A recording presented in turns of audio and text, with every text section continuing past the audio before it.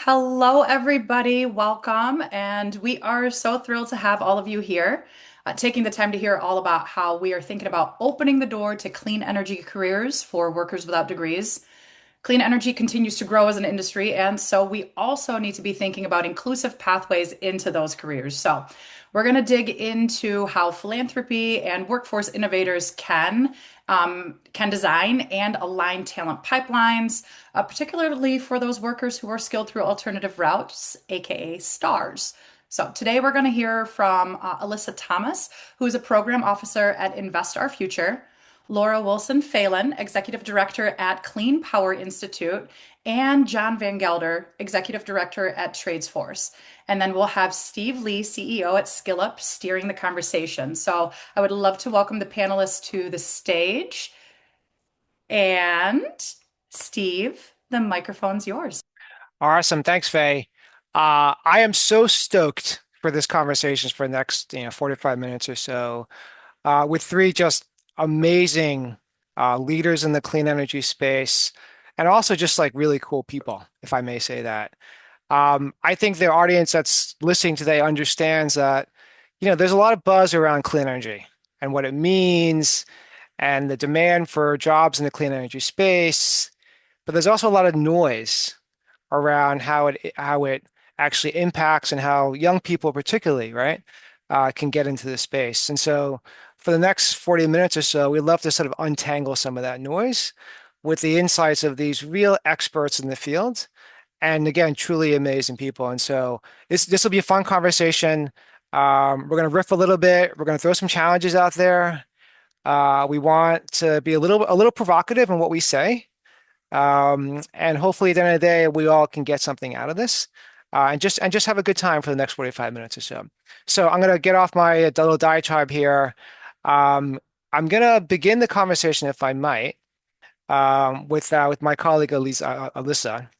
Alyssa, you've been in the industry before, and now you're in philanthropy and invest in our future, which makes intentional investments, right, in the solar and wind energy space. From your experience, what makes clean energy workforce development, specifically pathways for workers without degrees, a priority right now as we speak? Yeah, thanks, Steve, for having me. And super excited to be here with my other panelists. And I know in the audience, there's a lot of folks that I know as well. So excited to have you all joining us.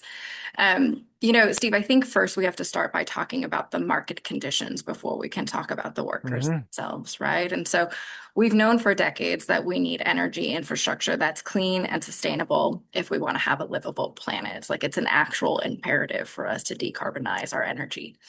And recently, we had incredible federal legislation with the Inflation Reduction Act that would have accelerated the deployment of clean energy across the country.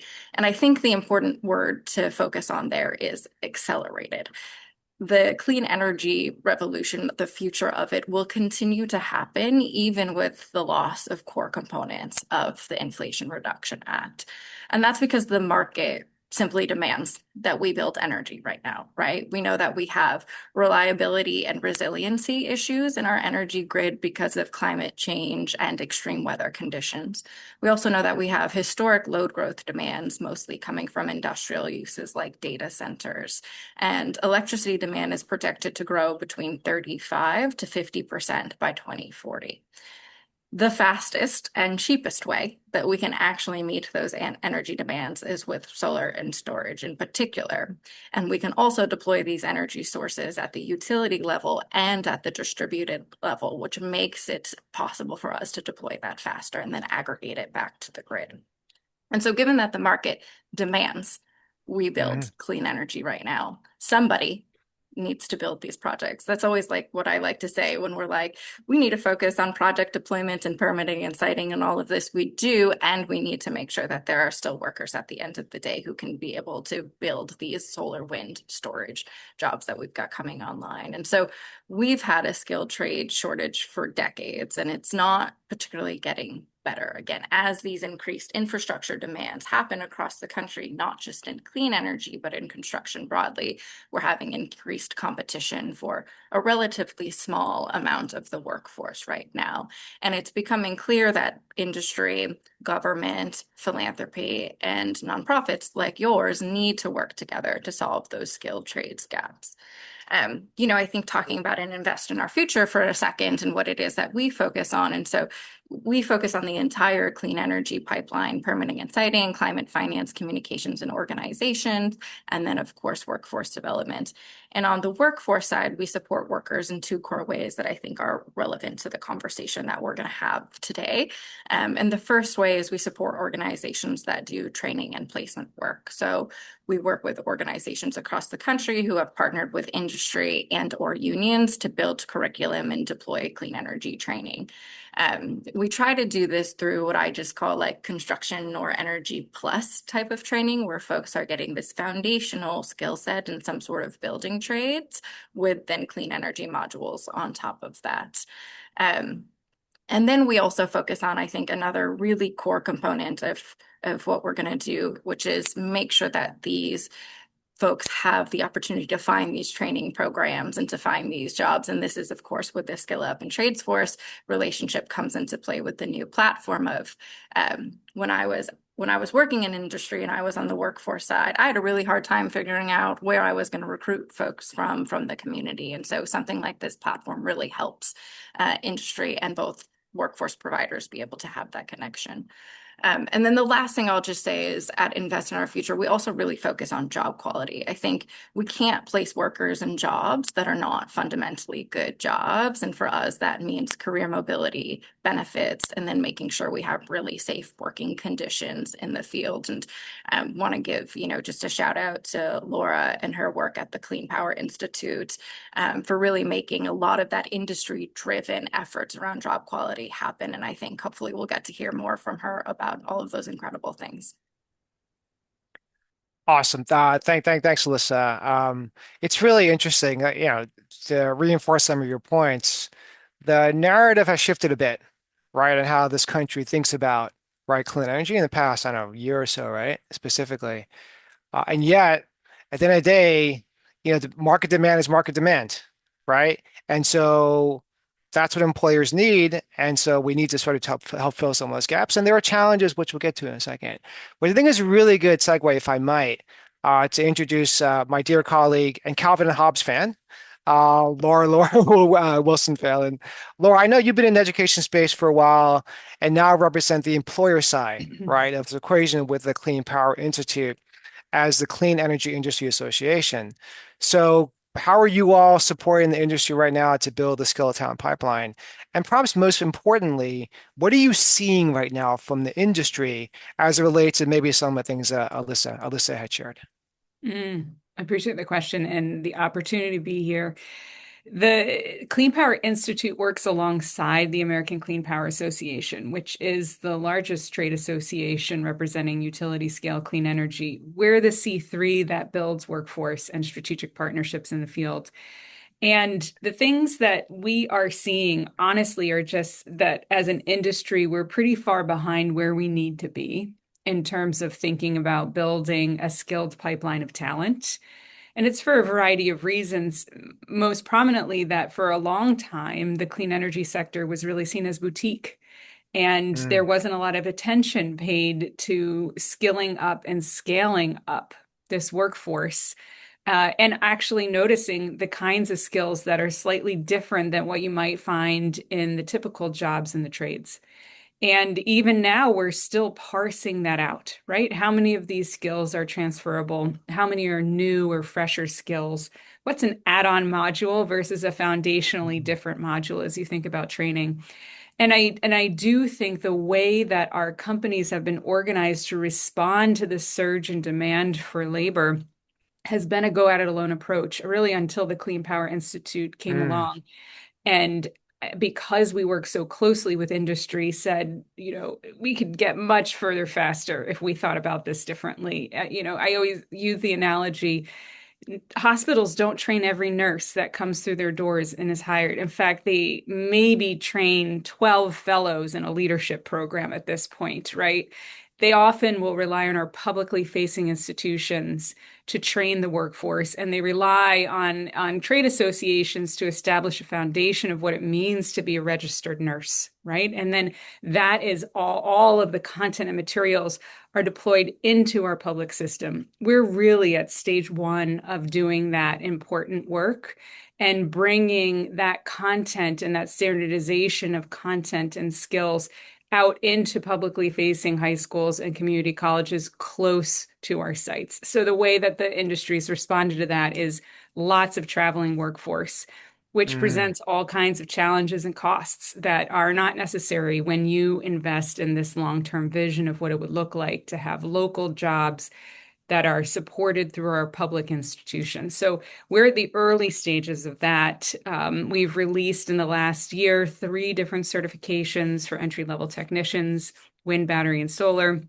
We're now working with community colleges to align those certifications and that content into micro-credentials that can lead to a certification program, and even investing in our high schools where possible mm, to build that into their process. But the key message is, how do we make that kind of training publicly accessible, but aligned with the industry? There are too many go at it alone mm, training programs that students invest lots of money into, and then you know this better than anyone. They graduate and they're not necessarily more employable than they were at the start of that program, because their program was never aligned to actually mm, the jobs that are available in the marketplace. So we're really trying to bring this trifecta together of our publicly facing institutions, our ultimately state workforce support mm, structures, and then industry. So it's this triangle that talks with and communicates with one another. The last thing I'll share is on the job quality front that Alyssa referenced. We are thinking a lot about the construction jobs in the clean energy space, which mm. amount to over 300,000 now, and it's only growing. That is not slowing down whatsoever. And in fact, if those of you who are paying attention to what our major financial institutions are saying, both BlackRock and JP Morgan Chase released huge reports this year, the Mhm. start of this year, talking about this national security threat associated with the shortage of labor to build all of these energy projects. And so we've been working closely with the construction firms that are a part of the trade association and are building the wind and solar and battery projects on what they could be doing to improve retention, actually, of their workforce through Mm. improving their quality of experience. Well, Laura, that's fantastic. It's interesting. I work in the nonprofit sector in the workforce, and we all do, right? And sometimes there's a little cynicism when it comes to industry and employers, and myself included, right, in that. But what I think I've learned over time is that the company's industry, not only do they have to, right, but they also want to, right? And yet there's still a dissonance, right, between supply and demand. And so, you mentioned earlier that maybe the training program is on a line to what employers need. I assume that's a question, like I assume that's a big barrier and big dissonance. Are there other dissonances that you're seeing, Laura, from the industry employers that prevent them from really doing what they want to do, right, which Yeah. is a higher at scale? Yeah, I appreciate that question because it's really a systemic challenge. And I Yeah. come from the nonprofit sector and an education background, but I'm kind of a unique chicken out there in this space. And so I understand our public institutions and how our education system in the country works and what it would take to get curriculum into those institutions.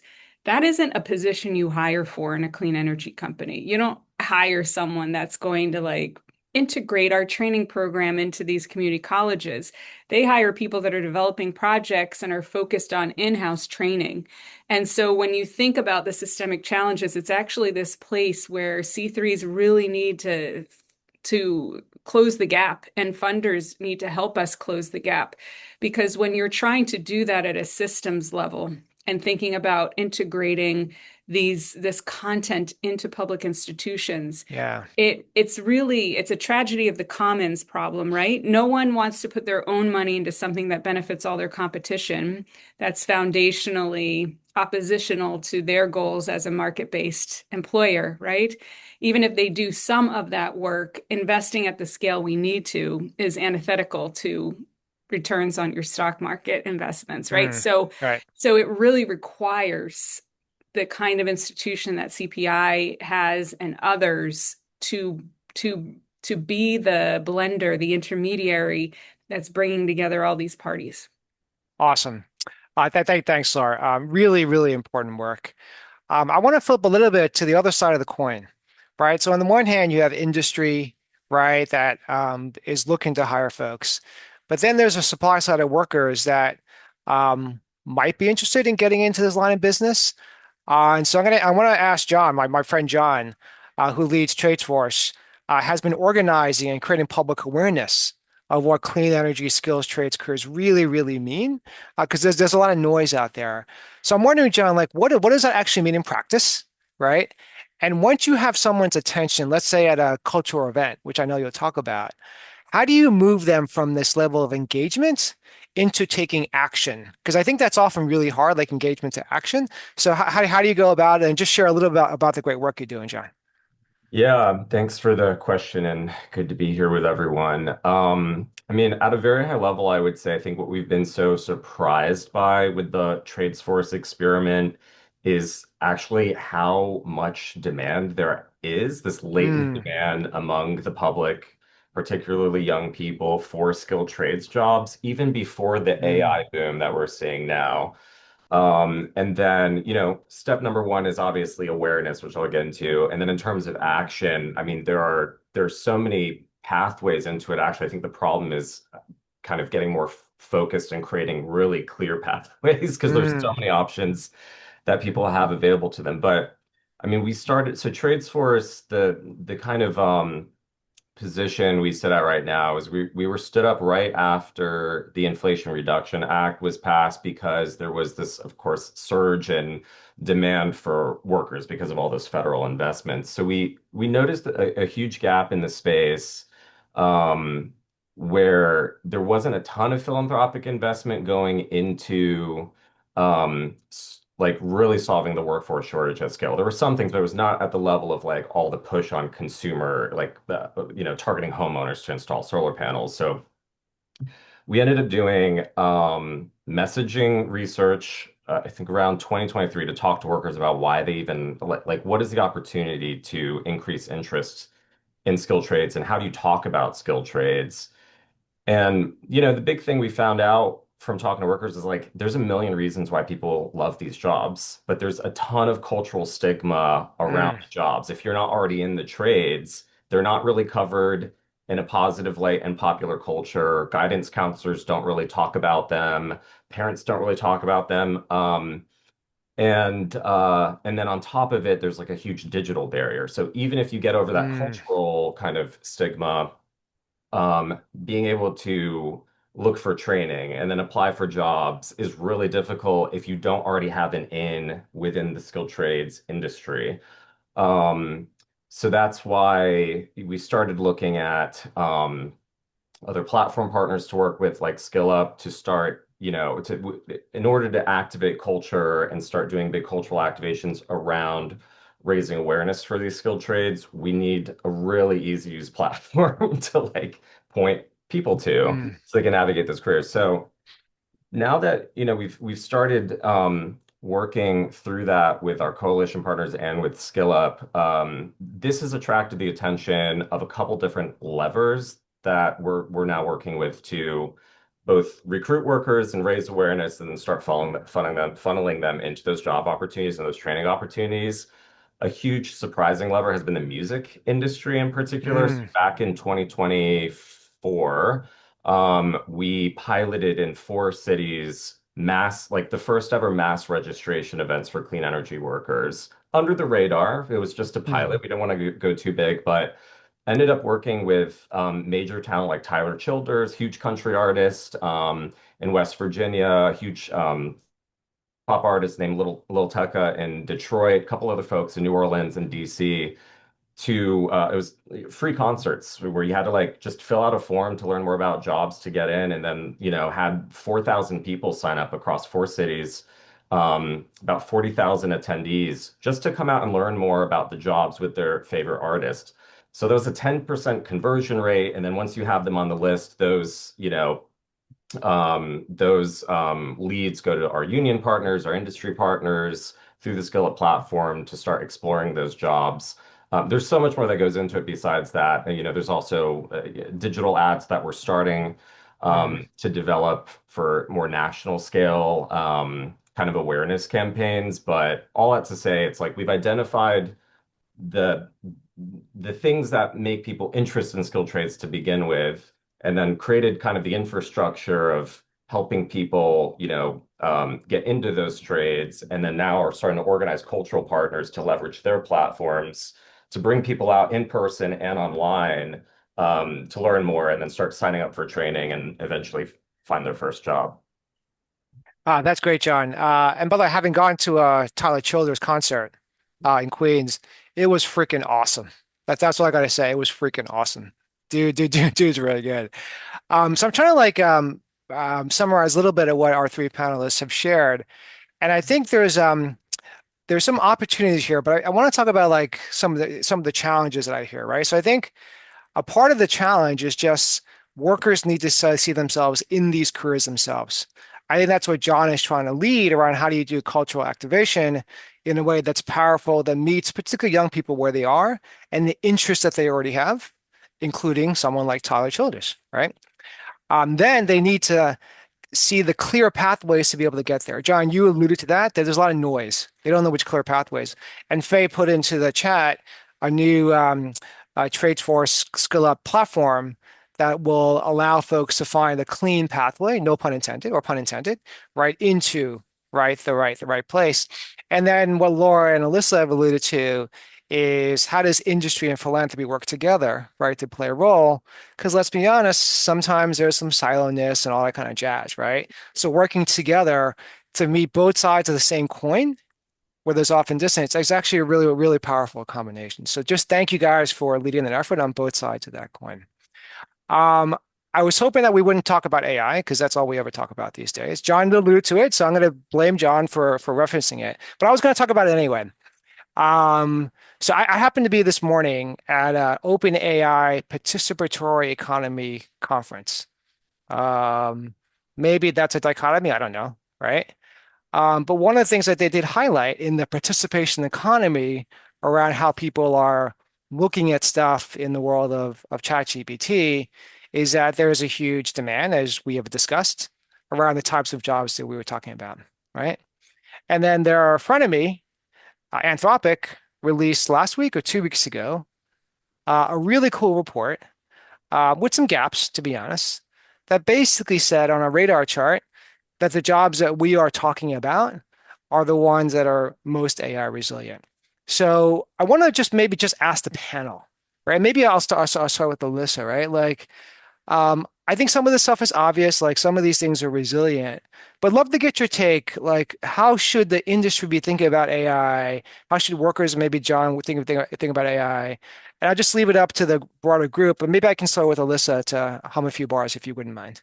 Yeah, I think, Steve, I might actually talk about how like nonprofits and philanthropy should be thinking about AI Cool, a bit more because I think cool. that when I'm in rooms with other big philanthropies right now, clean energy isn't necessarily their focus from a workforce standpoint, but their focus is how do we solve for the job disruption that might come from AI, Mm, right? And obviously, as we're having this conversation, and we'll hear from Laura about like how these are really resilient jobs in the face of AI, clean energy jobs should be at the forefront of how we're talking about resolving disruption from the AI transition in our economy. And so, I think that I know that there's a lot of nonprofits, workforce nonprofits on this call, and trying to figure out how do I pitch to philanthropy about why this is important to fund, especially if I'm pitching to philanthropies that aren't particularly interested in clean energy. But again, they might be interested at the intersection of AI and economic equity.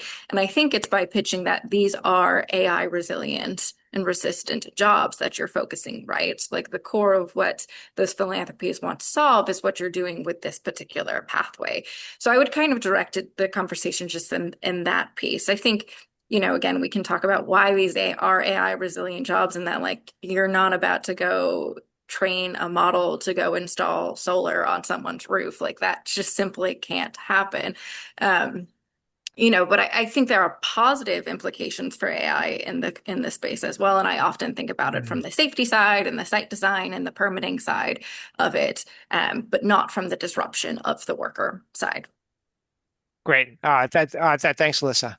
I wanted to get back to something Laura said about how both two of the largest financial firms in the world, right, both BlackRock and Chase, have put their thumb on the scale, Laura, right, around some of this work.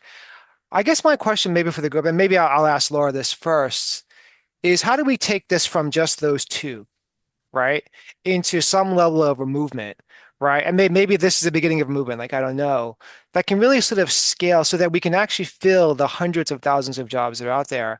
I would love to get your take on this around how we put greater thumbs on that scale, if you wouldn't mind, and then maybe I'll talk a little bit about how on the worker side. But Laura, any thoughts on that, on how we put greater thumbs on the scale?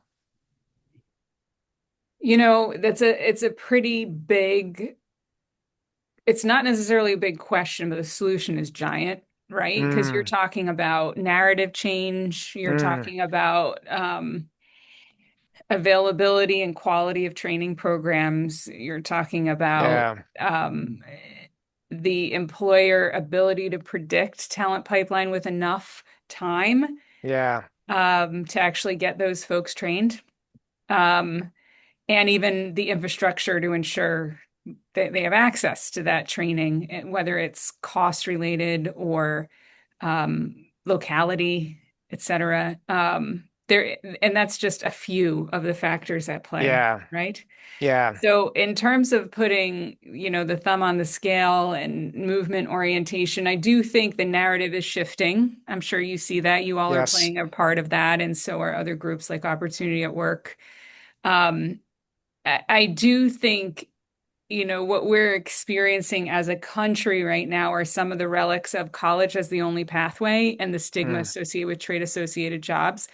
And the more that we can be shifting that narrative using the tools that today's younger generation access, right? It's going to be a social media play. It's not going to be, the Got Milk campaign, because that's just, or if it is got milk, it's got milk at a hyper localized um, way, more like a political campaign, right? As you're trying to get someone to vote for your candidate and you're accessing all the data associated with their profile. It's got to be something like that. right, Um, I mean, if we're talking about movement, that's what I'm thinking, because the wonderful thing about many of the jobs in utility scale energy, clean energy and energy in general is they pay extremely well, right? They pay much better than the jobs that you get straight out of college with a liberal arts degree. I mean, you can walk onto a job with zero training as a wind technician in a rural area where cost of living is low yeah, at a minimum of $59,000. Right? Like literally you step out of high school into the company and you're already making 59,000 and they will train you and you're getting paid.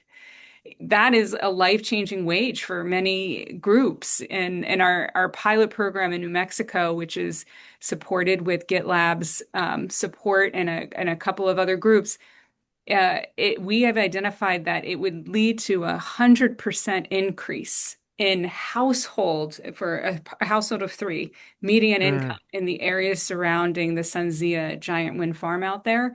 I mean, these are life-changing wages for many families. You just have, but the access points are so challenging. And then the narrative on top of it is so Yeah. challenging. And I would say the narrative coming out of the White House right now that's so anti-renewables just hurts it even further in terms of these careers. Even if you wanted to, as a young person, become a wind technician, in some places that are heavily supporting the current president, they're ashamed to go into wind, right? Like the implications for what is happening trickle all the way down into people's job choices right now in areas that have heavy support for the Trump administration. And so it's just multifaceted. It's like a giant question, right? Yeah, probably an unfair question, Laura, given the giganticness of it. That's not even an English word. So thank you, thank you for your thoughts. I'll just share a little bit about what we're seeing at Scale Up with our data. Is in the past year or so, we have seen this sort of convergence of like an X, right? Where skills trades has ramped up significantly, right, as the major thing people look for, right? Just based on our data, and we have lots of data, and other things have fallen, less. And so there's been, now skills trades, clean energy is the number one thing people look for. I think the challenge, although we don't have all the data, is the last mile, right? Like, how do you get them across that last mile, like into that job, right, if you will? And I want to pose a question to John on this, which is, um, you guys obviously are doing yeoman's work on like the activation piece, and we talked a little about having cleaner pathways. What's your sense of how to do better on that last mile, John, if I may ask you? What do you think? Well, I mean, what I would actually say, kind of to both you and Laura, is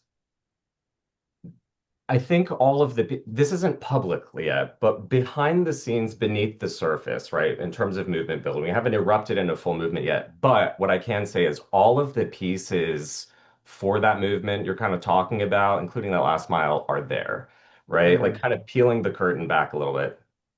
I don't think that's a phrase, but behind the curtain, right? For the first time ever, you have the energy industry united with the labor unions. This is still within this current administration, yeah. united with the labor unions, with culture and philanthropy also joining forces to scale that work and reach new audience. And I don't just mean, I mean, these are like new, previously unengaged partners on the culture side. The country music industry, Mm, it's not about climate for anyone, but it's about jobs and economic development. Behind the scenes, you've got Republican officials who wanted those jobs and just they don't have political cover. And then now, partly because of the student debt crisis before, and economic, mobility issues, and then now AI, there's huge organic demand without us even putting our thumb on the scale as philanthropists, as cultural organizers for trades jobs.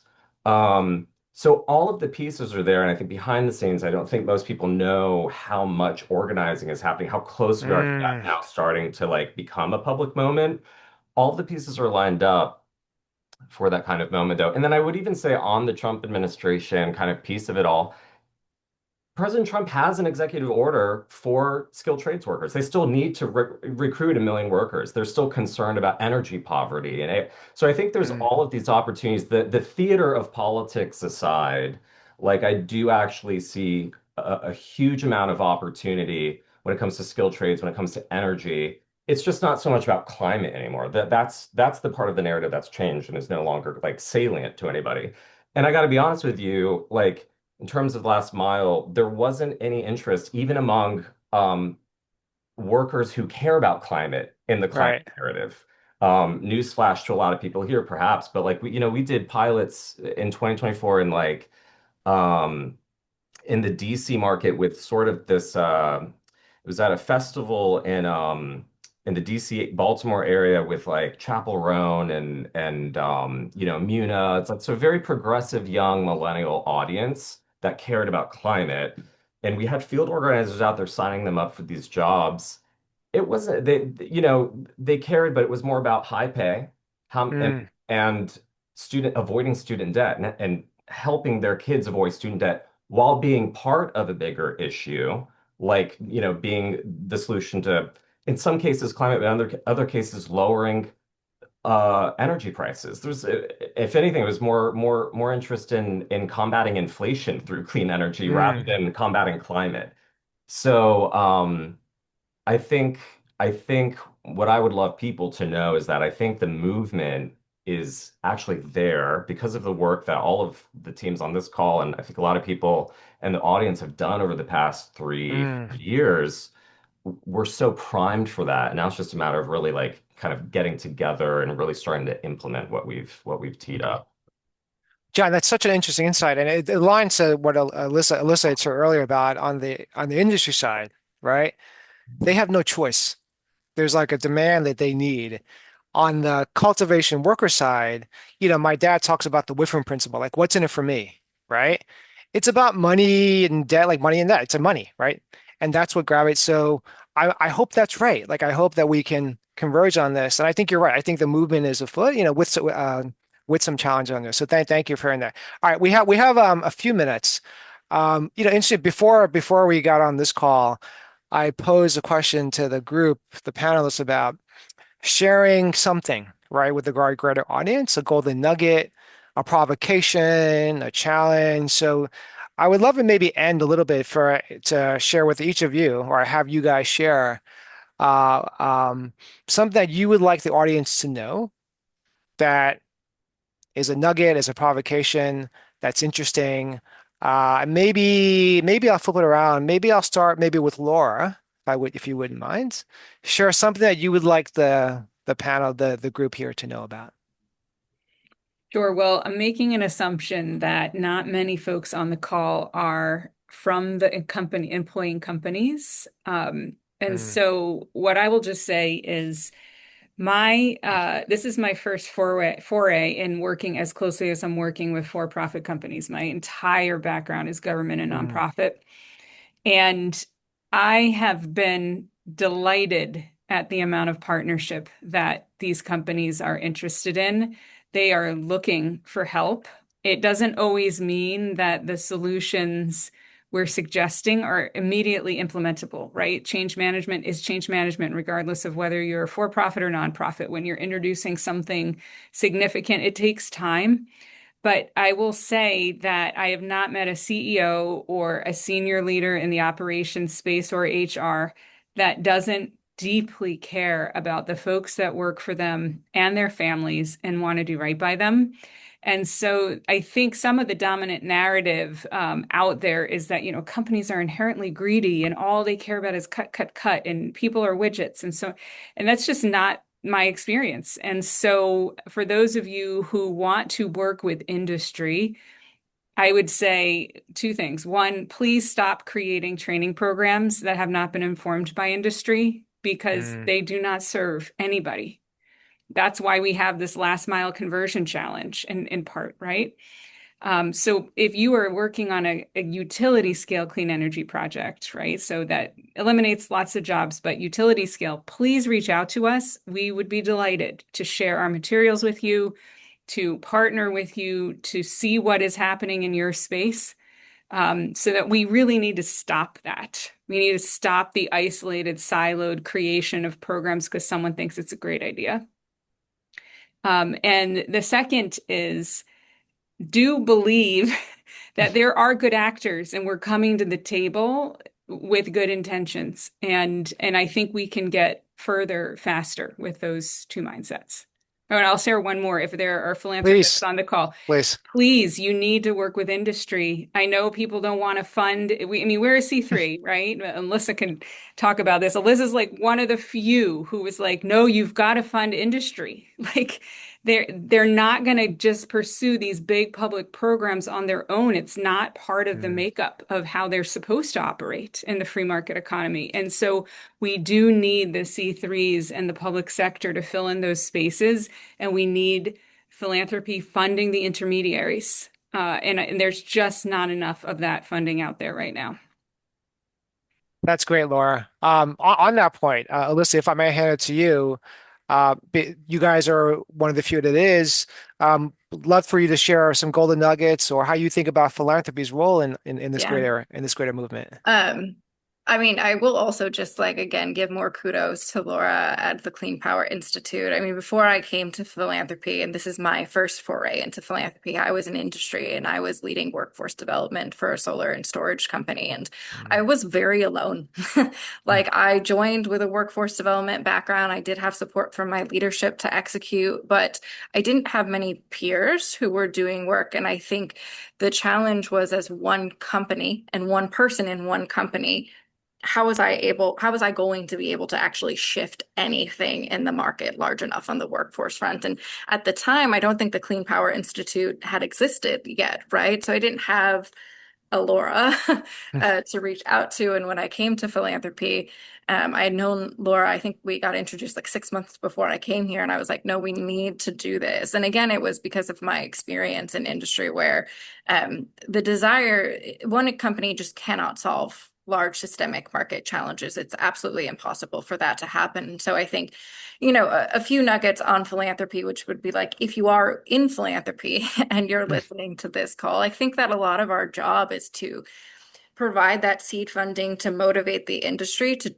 do what we want them to do at philanthropy. That's kind of how I think about it, right? Like, I want all of these companies to adopt these safety, quality, and training standards. So I will fund the development of this program that then eventually the industry will take over and fund themselves. And so I encourage philanthropy to not think about industry as your opposition, but as your partner in building the type of workforce that you want to have and the type of economic equity that you want to have.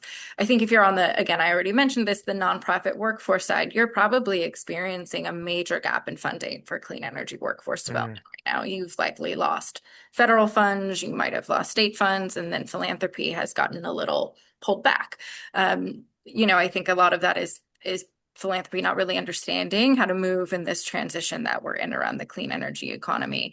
And so I mentioned this earlier, but again, when you're pitching these philanthropies, and if they're not clean energy or climate focused philanthropies, it's really important for you to hone in on the AI approach here and the resiliency of the jobs that you're creating. So I'll end there. I'm sure I have tons more to say, but again, very grateful for all of our partners here on the panel and the fact that I get to work with them, every day. Awesome. Thanks, Lisa. John, share a golden nugget, a provocation for the group out there. I think what I would say for this group is like,